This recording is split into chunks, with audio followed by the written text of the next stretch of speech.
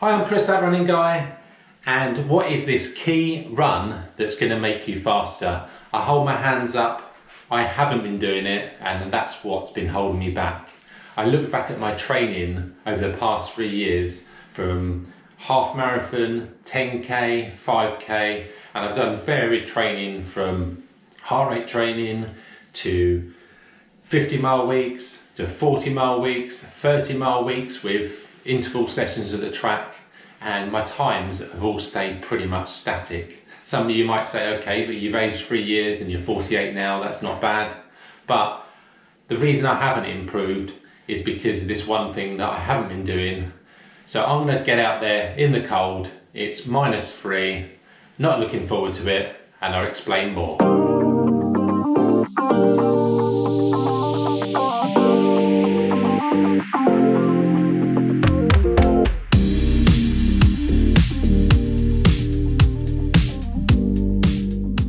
So now it's time to do it actually right, because I'm not building my cardiovascular system, because I'm training the wrong zone, and I'm just basically running junk miles because I'm training in that pace that we all like to train in, which is in between your easy run and your threshold, which is, it's comfortably hard, but you enjoy running at that pace.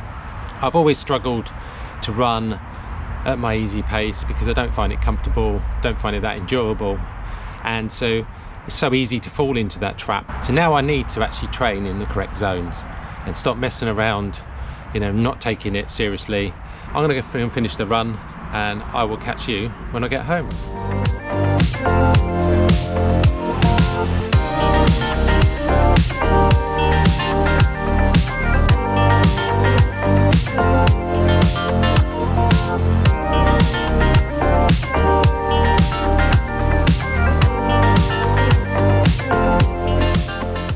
Well, I'm pleased to be home. That was a cold one out there today at -3.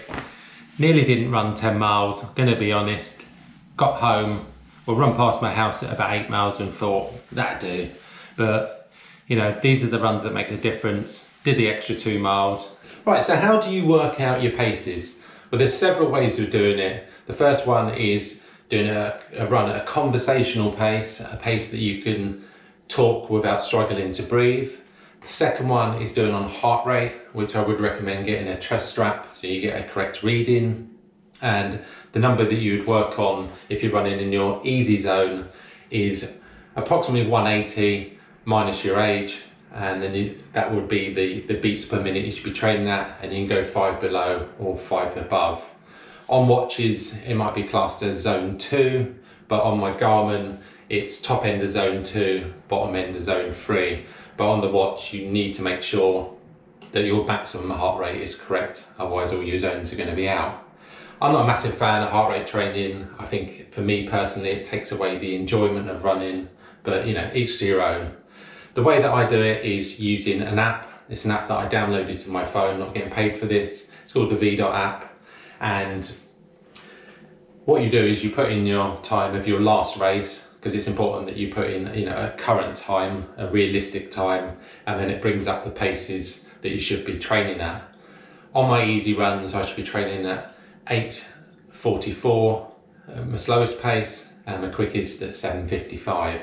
So as long as I run within them zones, then I'm building my cardiovascular system, I'm building my aerobic base, and I'm making myself stronger as a runner. If I train slower than that, I'm not benefiting from it, and if I train faster than that, then I call that the grey zone, and it's just wasted miles. You've got to be training in the correct zones to improve.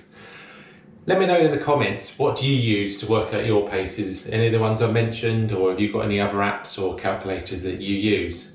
So hopefully, I'm going to improve by training correctly and training smarter.